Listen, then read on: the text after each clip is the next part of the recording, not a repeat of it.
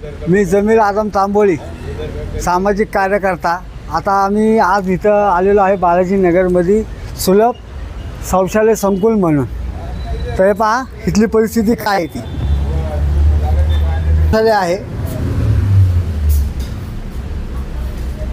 तो खुले में रहेंगे बघा आराम से।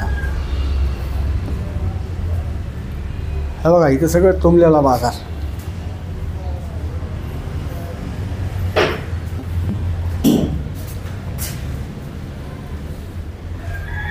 हाँ इथं पण,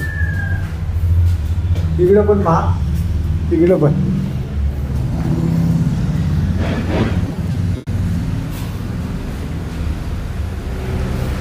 आता आपण बाहेर बोलू, कारण की आम्हाला सुद्धा उलट्या व्हायला लागल्यात।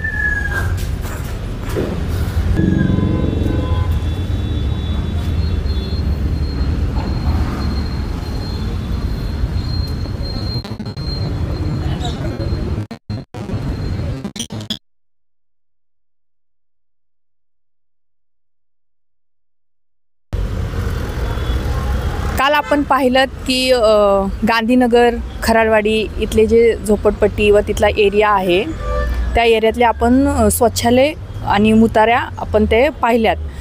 तर आज आपण बालाजीनगरमध्ये आलेलो आहोत। तर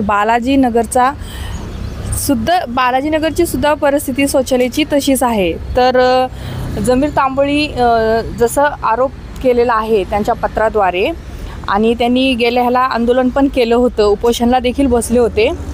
आणि तिथल्या आयुक्तांनी पिंपरी चिंचवड महानगरपालिकेच्या अधिकाऱ्यांनी आणि आयुक्तांनी त्यांना 15 दिवसात हे सगळं क्लीन करणार, साफ करणार असं आश्वासन दिलं होतं।